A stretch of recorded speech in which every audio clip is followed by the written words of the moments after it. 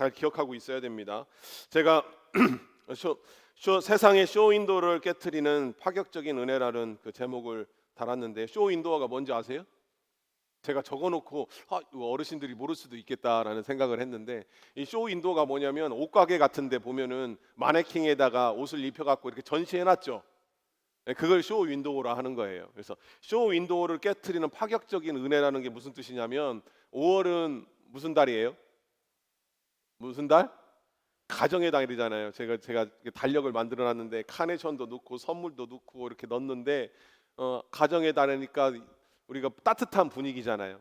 근데 어버이날이라고 카네이션 달고 어린이날이라고 선물 사주고 그랬는데, 제가 한편으로는요 이런 소리를 들었어요. 그 어느, 이게 1월 달부터 12월 달까지 그 어느 달보다도 가장 스트레스가 많은 달이 5월이래요. 5월. 동감하시는 것 같아? 누구? 첫째는 어버이날이라고 어버이에게 선물 드려야지. 어린이날이라고 어린이들에게 선물 드려야지. 막 그런 스트레스가 쌓이는데, 가장 큰 스트레스가 뭔지 알아요? 괜찮은 척 해 보여야 된다는 거예요. 이제는 커서 엄마 아빠한테도 투정도 못 부려. 그래서 요새 잘 사는 것 같은가 하고 엄마 아빠가 물어보면 걱정할 것도 없다고, 잘 지낸다고 그러면서 괜찮은 척 웃어. 근데 속은 어때요? 다 뭉그러져. 왠지 아세요? 우리나라 경제 지표가 말해줘요. 경제 지표가 요새 막 코스피가 막 하늘을 뚫으네, 코스닥이 하늘을 뚫으네 하는데 다 그거 거품이래잖아요. 왠지 아세요? 코스피가 8천을 넘어가는데 올라가는 종목보다 떨어진 종목이 더 많대. 그것만 봐도 이게 거품인지 아닌지 알 수 있다고 그러더라고요. 그러니까 세상 장사가 돼, 안 돼요?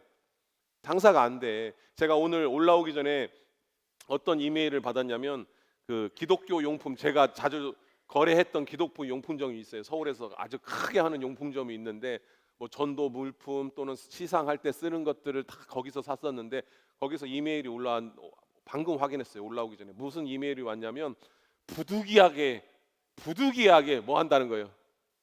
가격을 올린다는 거예요. 가격을 올린다. 지금까지 교회를 생각해서 복음을 전하고 그러기 위해서 최대한 낮췄는데, 단가를 최대한 유지하려고 노력했으나 물가 상승, 고용비 뭐 어찌고 저찌고 똑같은 레파토리 있잖아요. 그 레파토리 쫙 썬 후에 이제 올린다는 거예요. 그래서 올린 상품들 목록을 또 쫙 보내왔더라고. 근데 요즘은 오르면은 100원 올라요, 200원 올라요. 요새는 기본이 1,000원이야. 요새 1,500원짜리가 2,500원이 됐더라고. 요새는 왜 이렇게 오르는 게, 그냥 옛날에는 뭐 500원 올려도 살 떨렸는데, 지금은 뭐 1,000원 올리면 기본이 1,000원 올리는 것 같아. 그런 것들을 딱 보니까 이런 생각이 들어요. 참 살기 힘든 세상이다. 그죠?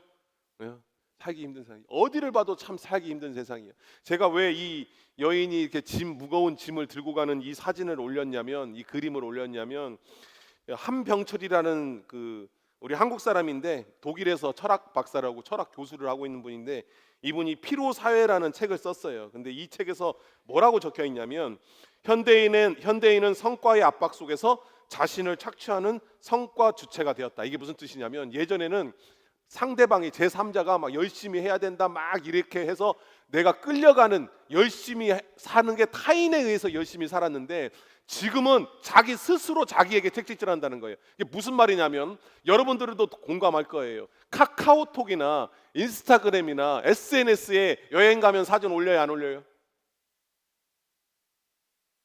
왜 안 올린 척이요? 다 올린, 내가 다 봤는데. 여행 가면 다 올리잖아요. 사진 찍어가지고 나 여기 갔다 왔다고 쫙 하면서 올리잖아요. 방금까지 힘들어 죽겠어, 그죠? 거기 가니라고 힘들어. 다리는 막 무릎 아파, 발목 아파, 아이고 배고파 막 하다가도 사진 찍으면 치지 하고 찍고, 다 이거 뭐 유럽에 여행 가면 막 에펠탑 막 여기서 막 힘들어 죽겠어, 배고파고 막 사람들 많아갖고 정신이 하나도 없어. 그래도 에펠탑 뒤에서 치즈 찍고 어떻게 해요? 에펠탑 왔다 하고 사진 딱 올리잖아요. 왜? 부러워 죽겠지롱 하는 거예요. 용용 죽겠지롱 그런 거예요. 근데 이게 우리 스스로를 피곤하게 만든다는 거예요. 뭐냐? 나 잘 살고 있다, 나 괜찮게 지내고 있다, 우리 자식들 잘 되고 있다, 그거 자랑해야 돼. 제가요 위에 동두천에 있을 때 어떤 집사님 한 분이 있어요. 은퇴 집사님 한 분이 있는데, 그렇게 손주 자랑을 저만 만나면 막 하도 귀에 피 날라고 그래. 어떻게 손주 손녀 자랑을 하는지. 근데 그분이 한 번 카카오톡에 무슨 사진 올리면 손주 뭐 손주랑 어디 갔어. 식당에 가거나 뭐 놀러 갔다 오면 우리는 보통 SNS에 그 뭐 사진 하나 올리잖아요. 그 표지 사진을 딱 대표적인 사진을.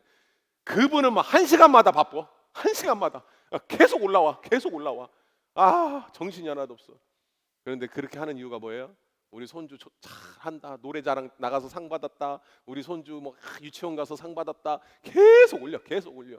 근데 그게 오히려 우리가 수고하고 무거운 짐이 된다는 거예요. 괜찮은 척. 우리 집은 괜찮은 척. 우리 자녀들은 괜찮은 척. 나도 괜찮은 척. 다 웃고 있는데 속으로는 어때요? 썩어 문드러지고 있다고요. 왜? 괜찮은 척 보이기 위해서 더 나에게 채찍질하는 거예요. 더 열심히 살아야 된다. 더 열심히 돈 모아야 된다. 우리 젊은 집사님들 그죠?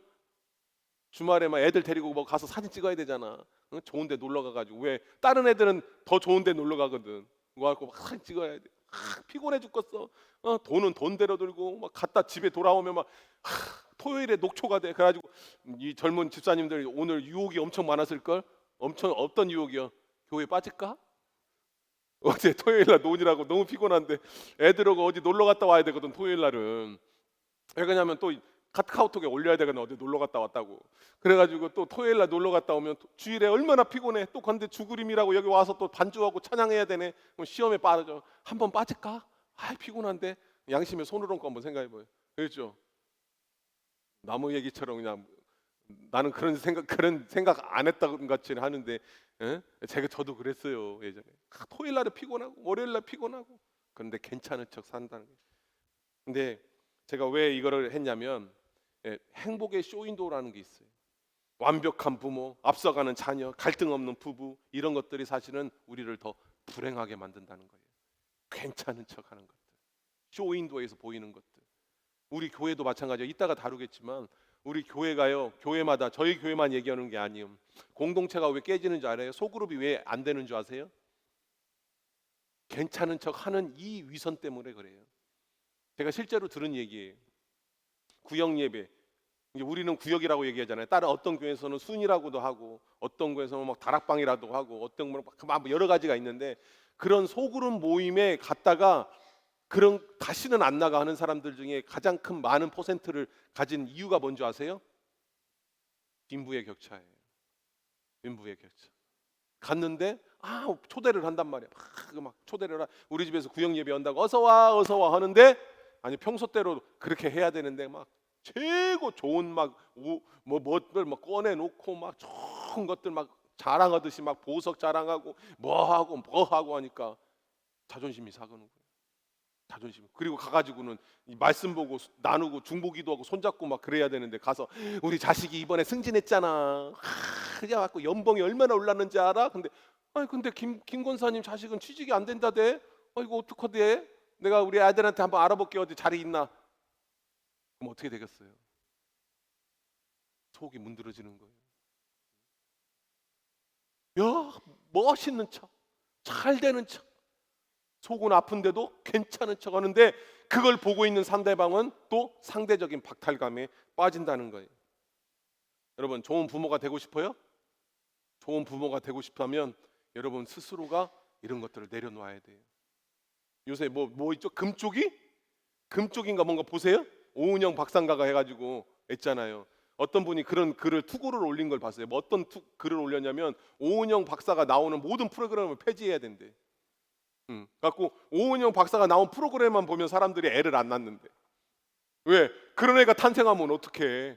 그리고 오은영 박사가 나오는 프로그램을 보면 결혼을 안 한대. 왜? 천원 남편 천원 여자 만나갖고 이혼하면 어떡해? 여러분들은 잘 모르죠. 그런 프로그램을 안 보니까. 그런 박사님이 계셔요. 여자분인데 막 안 좋은 애들 데리고 상담하고, 안 좋은 부부 데리고 이혼 상담하고. 그런데 그게 사실은 취지는 좋은 건지 모르겠는데 맨 텔레비전 나오는 게 그 사고 치는 아이들 막 있잖아요. 엄마 말 안 듣고 선생님 말 안 듣는 아이들. 꼭 이상한 또 부부 나와가지고 서로 이혼하기 직전까지 간 그 부부들 상담하는 것들, 최악으로 끌어가가지고. 그런 것들 보면서 피곤함을 느낀단 말이에요. 그런 것들을 보면서. 그런데 오늘 성경에서요, 그 주인공이 누구냐면 무비보셋이. 뭐라고요? 무비보셋. 무비보셋이 누구예요? 무비보셋이 누구냐면 요나단의 아들이에요. 여기 도표가 잘 나와 있는데, 자, 무비보셋은 요나단의 아들이에요. 요나단이 누구요? 요나단이 누구요? 사울의 아들이잖아요. 사울의 아들. 다윗의 절친이었잖아요. 그런데 무비보셋이 요나단의 아들이면 왕족이란 말이에요. 그렇죠? 왕자란 말이에요. 그런데 지금 어떠한 상황이 있어요? 지금은 도망자고 숨어 있던 사람이에요. 왜냐? 할아버지가 죽었어요. 할아버지가 누구? 사울 왕. 아버지가 누구? 요나단. 근데 길보아 전투에서 한꺼번에 다 죽었어요. 할아버지가 죽고 아버지가 죽었어요. 그러니까 왕권이 바뀌는 거예요. 우리나라도 마찬가지였는데 외국도 마찬가지입니다. 이 왕권이 바뀐다는 것은 전의 왕권은 멸절을 시켜버려야 돼. 왜? 반역의 씨잖아요. 반역의 씨. 요새 왕 뭐죠? 갑자기 제목이 생각 안 나네. 단종 이야기 한 거 뭐 왕가 사는 남잔가? 그거 우리 어르신들 안 보셨죠? 응? 시간 나면 꼭 보세요. 재밌어. 근데 그 단종을 죽여버린 이유가 뭐예요? 왕족이 남아있으면 반역의 씨가 된단 말이에요. 그러니까 무비보셋은 지금 어떤 상황이냐면 숨어 지내야 돼요. 왕자였는데. 왕자였어요. 요나단의 아들이었어요. 은둔한 삶을 살아요. 근데 은둔 생활하는데 여기에 더하기 어떠한 삶이냐면 이제 막 다윗 때 군대들이 막 옵니다. 이제 왕권이 다 이제 사울 왕은 죽었어요. 이거 막 왕궁이 뒤집히는 거예요. 발칵 뒤집히는 거예요. 전부 다 도망가요. 왜? 잡히면 이제 죽는 거예요. 왕권이 교체돼 버리는 거예요. 그때 이제 위기감을 느낀 이 여종이 이 무비보셋 어렸을 때 갓난아기 때 무비보셋을 안고 도망가다가 떨어뜨려 버려요. 무비보셋을.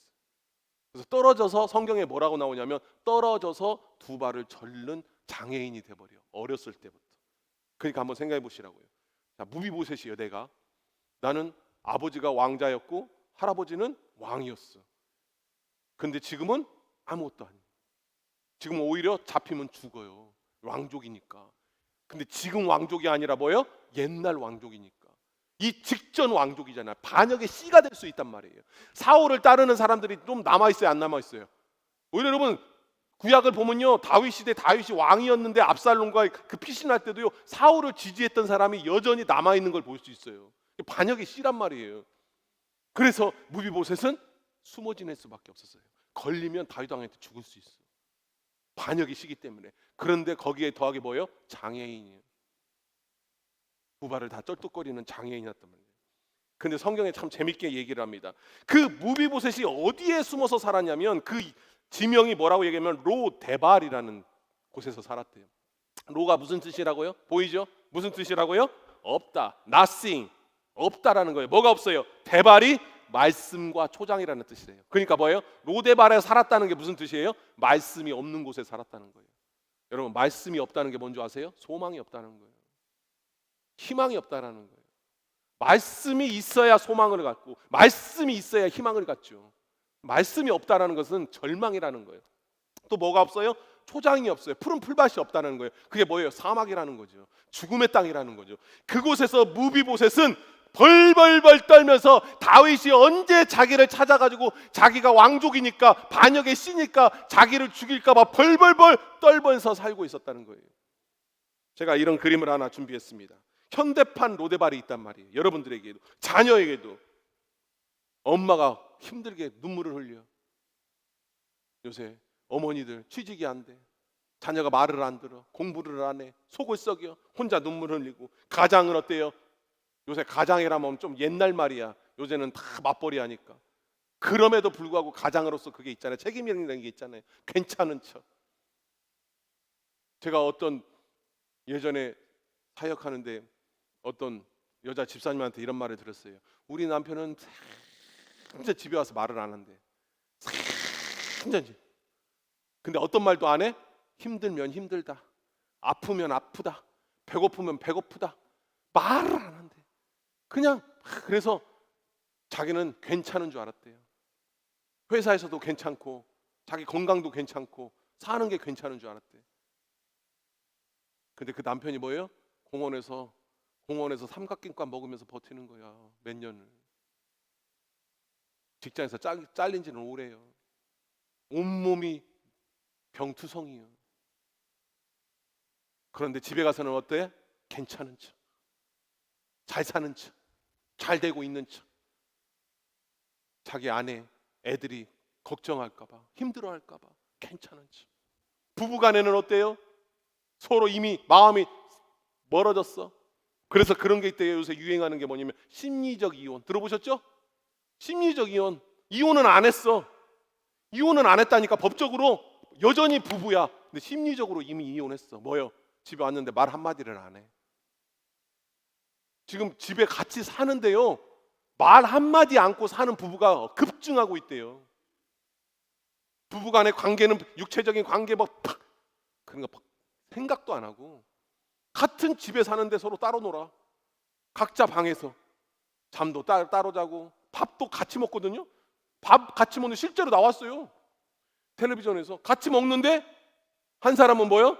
한 사람은 텔레비전 보고 한 사람은 핸드폰 보면서 말 한마디를 안 해. 심리적으로 이미 이혼한 상태. 그게 바로 지금 현대 로데발이라는 거예요. 소망이 없어, 희망이 없어, 생명력이 없는 곳. 그게 여러분들의 가정이 안 되기를 바랍니다. 그런데 갑자기 다윗의 이런 말이 나옵니다. 사울의 집에 아직도 남은 사람이 있느냐? 내가 요나단으로 말미암아 그 사람에게 은총을 베푸리라. 여러분, 은총이라는 말이 있어요. 이게 히브리어로 헤세드인데 새벽기도 나오신 분들은 아마 알 거예요. 새벽 예배 나올 때마다 가장 많이 나온 단어 중에 하나가 이 헤세드거든요. 여러분, 이 헤세드를 반드시 기억해야 돼요. 은총은 뭐다? 헤세드. 헤세드는 뭐다? 은총, 은혜라는 뜻이에요. 이 헤세드의 가장 강력한 특징이 뭐냐면 변화가 없다는 거예요. 변화 없는 사람. 많이 텔레비전이나 드라마에서 이런 얘기를 하죠. 대사 중에 사랑이 어떻게 변하니? 막 그래. 사랑이 변해야 안 변해요? 우리 젊은 집사님, 사랑이 변해 안 변해요? 똑바로 잘 얘기해야 돼. 변한다고 얘기하면 오늘 막 부부싸움 나는 거예요.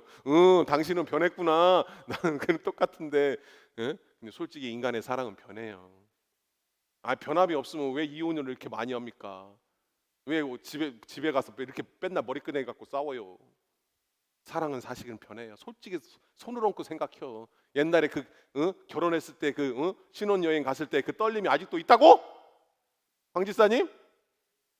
그래, 아직도 있어요. 예, 아직은 있어요. 평생 있기를 바랍니다. 근데 사람의 이 사랑은 변해요. 뜨겁다가도 차가울 수 있고.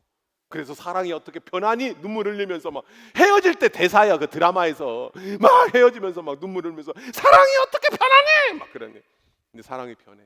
근데 성경에서 나오는 헤세드는 변함없는 사랑이에요. 할렐루야.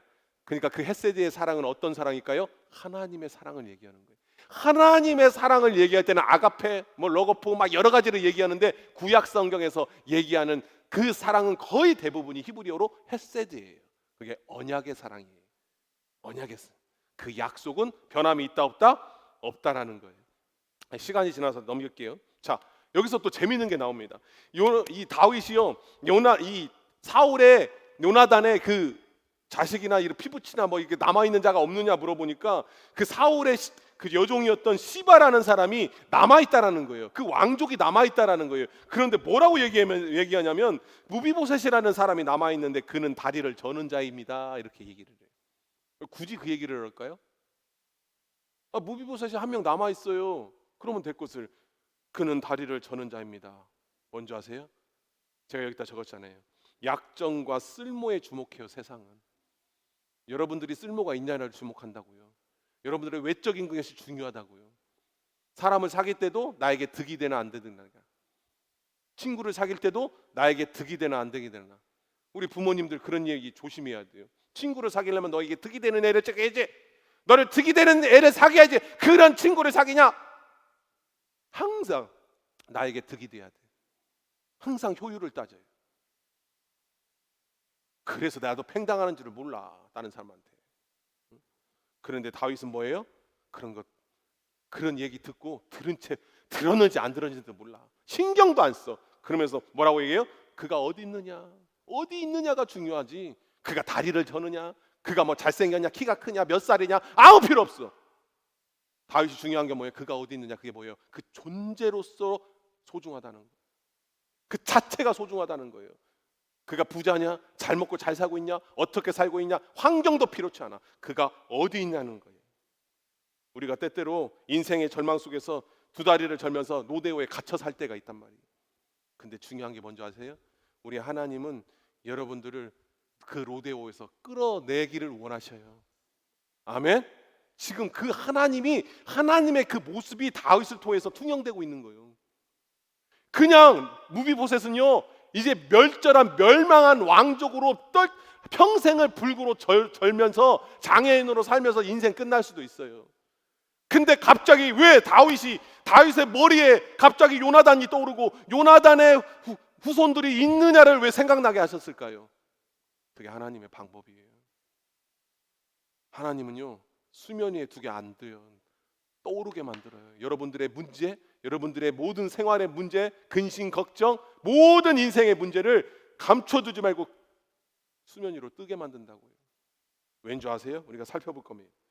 왜냐하면 그걸 치료하기 원하세요. 첫 번째, 무비보셋의 반응입니다. 무비보셋이 이렇게 얘기했어요. 이 종이 무엇이기에 왕께서 죽은 개 같은 날을 돌아보십니까? 죽은 개 같은 날. 제가 우리 새벽기도 때 설명했죠. 새벽기도 나오신 분들 구약 성경에서 개 하면 뭐가 떠오른다고? 들개를 떠올려요. 들개. 여러분 애완용 이뻐 죽겠는데 와와와 하면서 막 꼬리 막 흔들고 막 하얗고 이쁘고 막 아이고 이뻐 죽겠다. 그게 아니에요. 성경에서는 그런 게 나오질 않아. 성경 특히 구약에서의 개는요 들개를 얘기해요. 시체를 뜯어먹는 개, 썩은 고기 먹는 개, 동네를 돌아다니며 광야를 돌아다니면서 사람을 공격하는 들개를 얘기하는 거예요. 정처 없이 떠돌고 정처 없이 썩은 고기나 먹고 있는 그 밑바닥 인생이라는 거예요. 자기가 이런 저를 왜 돌보십니까? 근데 다윗이 뭐라고 했어요? 써 있는 거 보여요? 뭐라고 했다고요? 무서워하지 말라. 자 보세요. 그리고서는 식탁에 초대합니다. 자 하나님께서 다윗이 하나님을 통해서 투영돼서 뭐라고 얘기하냐면 할아버지 사울의 모든 유산을 무비보셋에게 주라는 거예요. 주고 그것으로 끝내지 않고요 식탁에 초대를 했어요. 하필이면 왜 식탁에 초대했을까요? 여기는 한 가지 중요한 비유가 숨어져 있는데 뭐냐? 왕의 식탁은요 아무나 앉을까요? 못 앉을까요? 왕의 식탁이에요. 왕의 식탁. 대단히 죄송하지만 제 어렸을 때는요 담임 목사랑 같이 겸상할 수 있었어 없었어? 저 겸상했다가 뒤통수 두드러 맞은 사람이요. 어디 담임 목사 앞에서 앉고 그런 이놈 새끼가. 담임 목사님은 항상 혼자 앉아서 아니 수석 장로님하고 같이 먹거나 옛날엔 그랬어요. 제 어렸을 때는 담임 목사의 그림자도 밟으면 돼 안 돼? 안 돼. 교장 선생님 그림자 안 받듯이 그랬어. 근데 그런 거 요새는 없어졌죠. 근데 이때는 왕이잖아요. 왕하고 같이 어떻게 식탁에 앉습니까?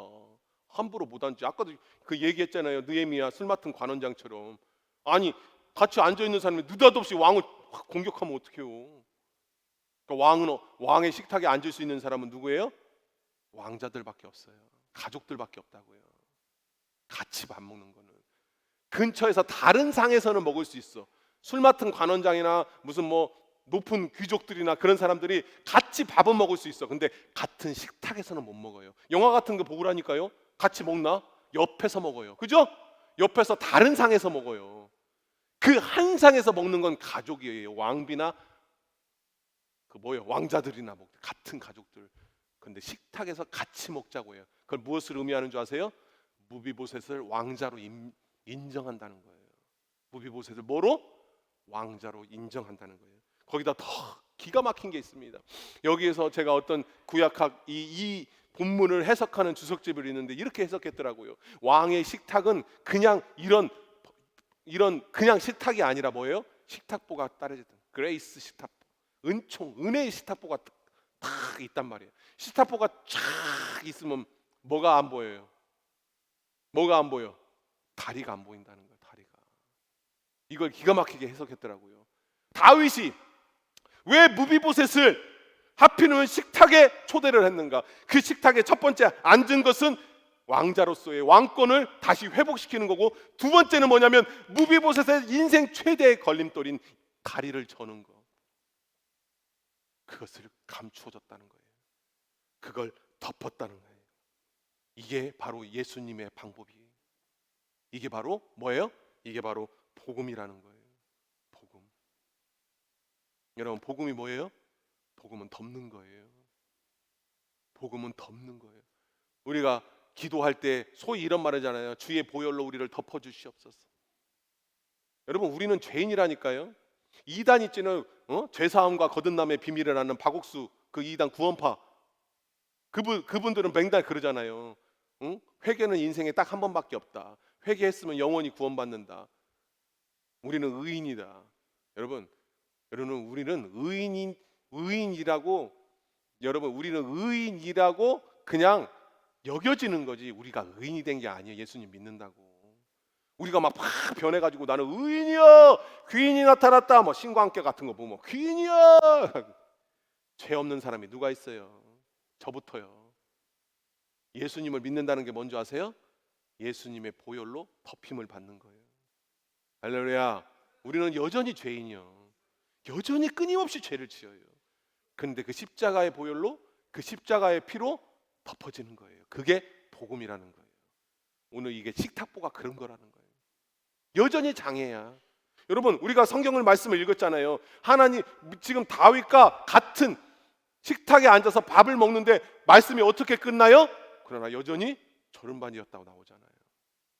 여전히 우리는 죄인이라니까요. 사람이 어떻게 그래? 사람이니까 그러는 거예요.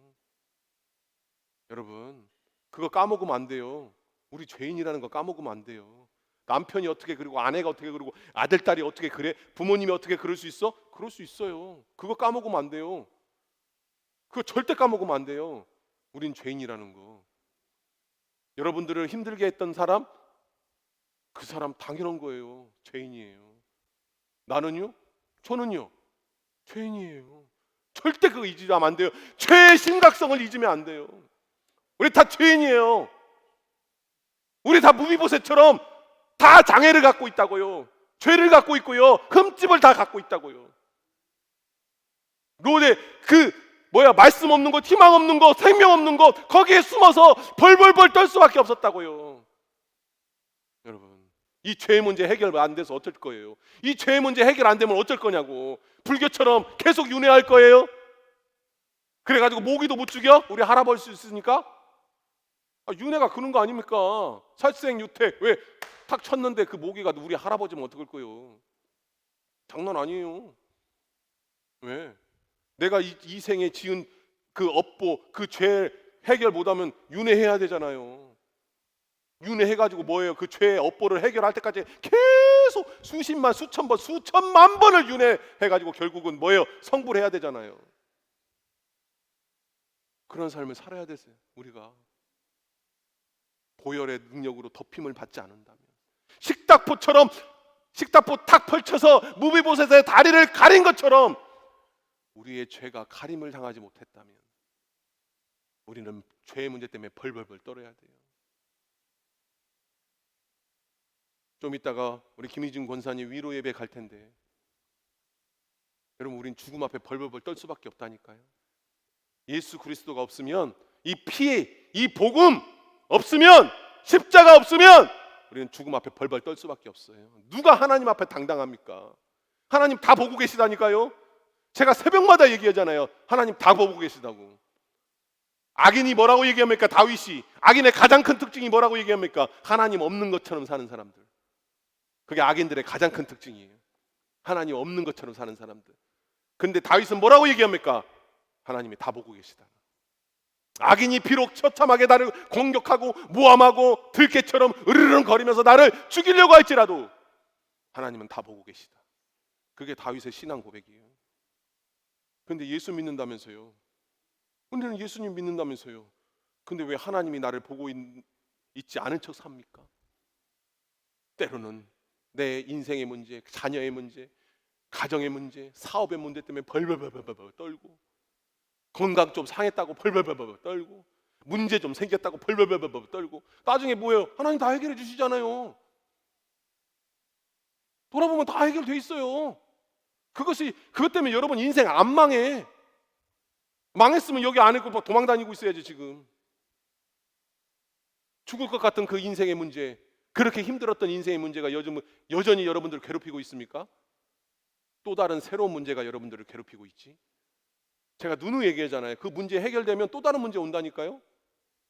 그 문제만 해결되면 진짜 좋겠죠. 세상 살말 나겠지. 그 문제, 여러분들의 가슴을 후벼 파는 그 문제, 그 걱정, 근심거리, 떠나지 않는 그 문제, 그거 해결되면 여러분 진짜 세상 와 할렐루야 하면서 살 수 있을 것 같죠. 제가 누누이 얘기하잖아요. 그거 사라지는 순간 더 큰 문제가 온다니까. 차라리 그 문제가 나왔어. 차라리 그 문제가 나왔다니까요. 제가 말하는 게 뭔지 아시겠어요? 하나님이 여러분 보고 계시고 여러분들의 모든 것들 덮고 계셔요. 그게 복음이라는 거예요. 할렐루야. 그래서 쫄지 말라는 거예요. 장애,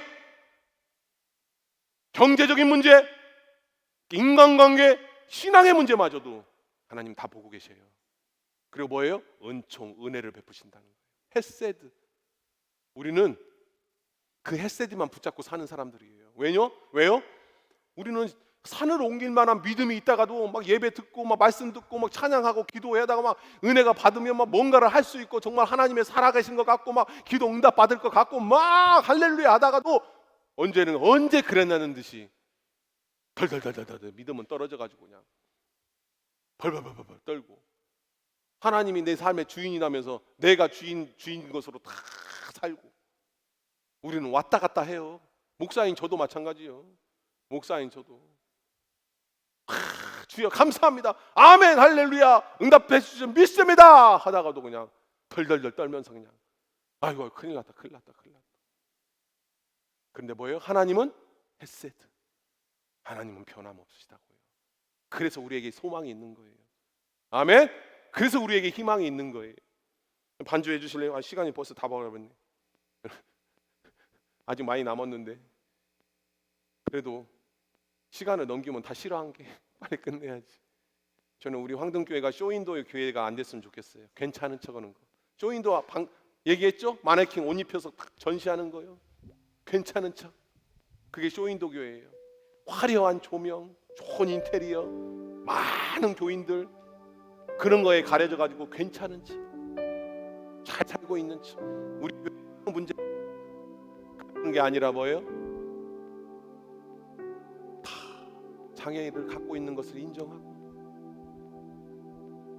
볼품없는 거 인정하고 무너진 왕권인 무비보셋을 인정하는 거예요. 서로를 보담고 같이 울고 너도 죄인이구나 나도 죄인이다.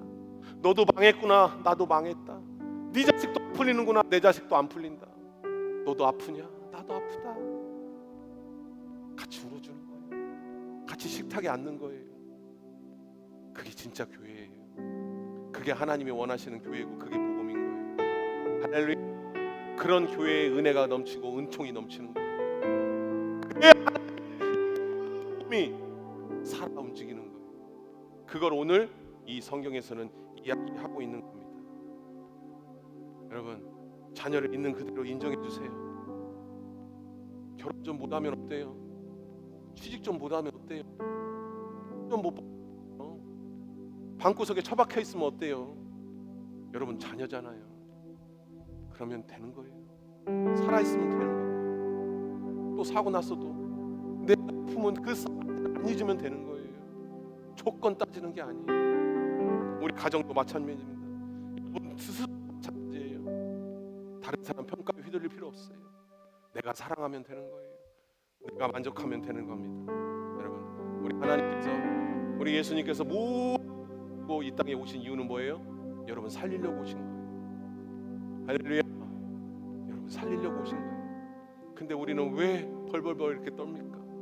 예수님이 여러분 다 덮고 계시다니까요. 여러분들의 그 불순한 마음들, 그 믿음 없는 행위들, 그 하나님 가슴을 후벼 팠던 그 불순종의 그 모든 것들을 하나님 다 보고 계셨어요.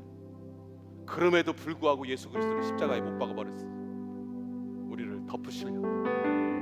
할렐루야. 그 은혜가 오늘도 여러분들을 휘감고 있는 것을 믿으시기를 바랍니다. 우리 찬양하겠습니다.